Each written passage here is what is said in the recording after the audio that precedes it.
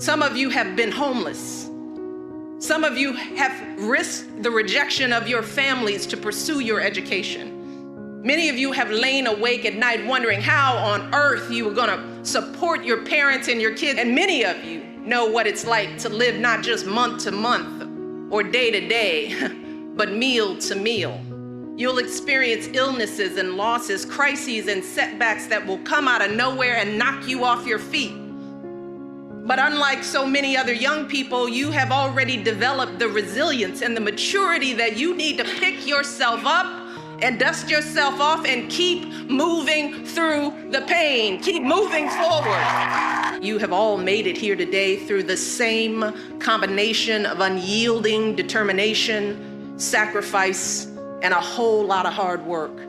Juggling multiple jobs to support your families and pay your tuition. We are all created equal, all entitled to life, liberty, and the pursuit of happiness. We've lost the habit of friendship. And sometimes I was surprised reading studies at how lonely people are, how difficult it is for some people to prioritize friendship.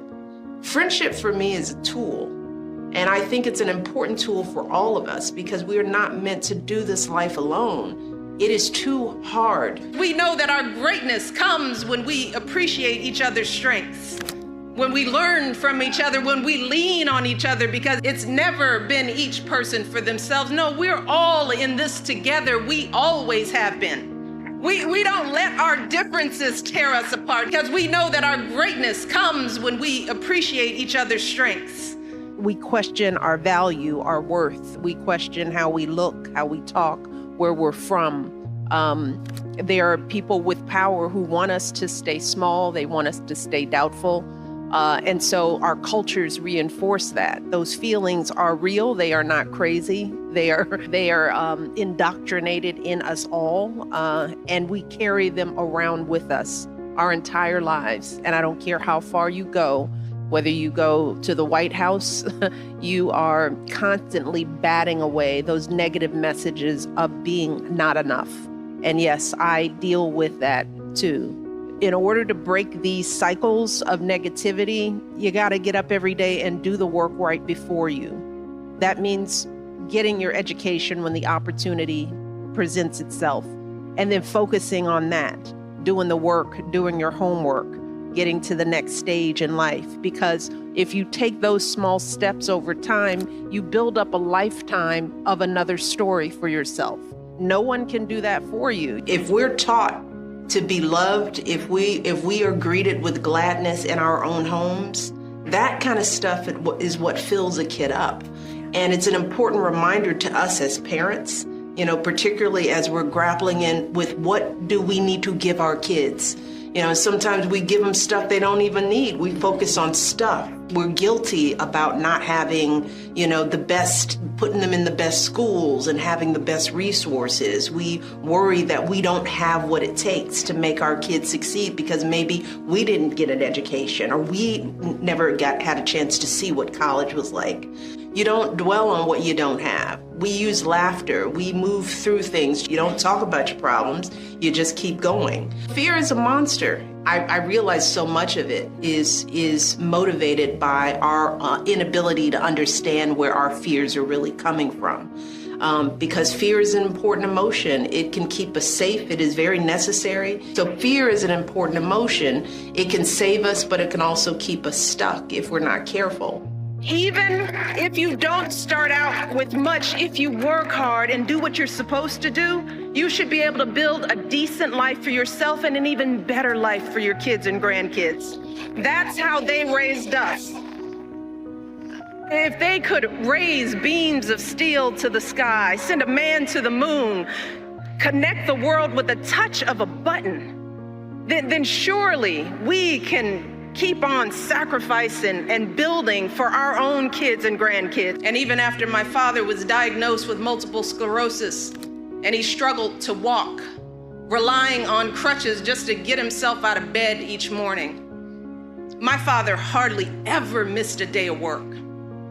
See, that blue-collar job helped to pay the small portion of my college tuition that wasn't covered by loans or grants or my work study or my summer jobs.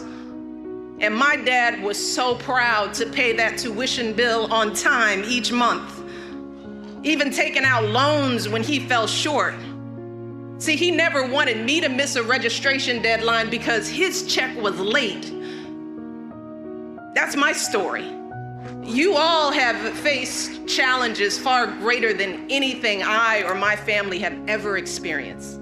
There is a limited box that we are put in. Yeah. And if we live by that limited definition, we miss out on a lot of who we are. But it takes taking the time to know who you are to be able to deal with the onslaught of negative messages that you're bound to get.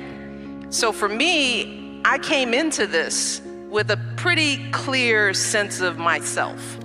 And some of that comes with age, some of that comes with experience, some of that comes from being fortunate enough to have been raised by a loving mother, strong, focused, and a father who loved me dearly. So I fortunately came into this situation with a really clear sense of who I was.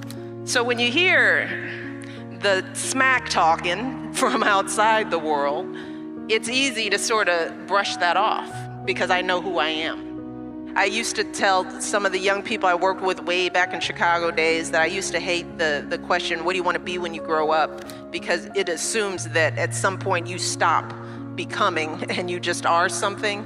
And that would be a sad thing, you know, to think that this is it. And that's one of the things I've learned, that there's so many phases to life. This, even as big as being First Lady and living in the White House has been, this is still just a portion of a very bigger journey that I have yet to know the outcome. And I won't know it until I'm laying down. It's just ever evolving. These are just phases, you know, and this has been a very interesting phase and a very impactful phase. But there's more to come. And if you're going out into the world as a professional and you don't know who you are, you don't know what you want, you don't know how much you're worth, then you have to be brave. You have to count on the kindness and goodness of others to bestow that goodness on you when you should be working to get it on your own because you deserve it. Because you know your own value. You got to just sort of surround yourself with people who uplift you, who hold you up. There is somebody out there who loves you and who is waiting to love you, and you just have to find them, and that means you have to make room for them. And if you're surrounded by a bunch of low-life folks who aren't supporting you, then there is no room for the people who do love you. So I want you all to go out there, be great, build great lives for yourself, pursue your own version of happiness, and please, please always do your part to help others do the same.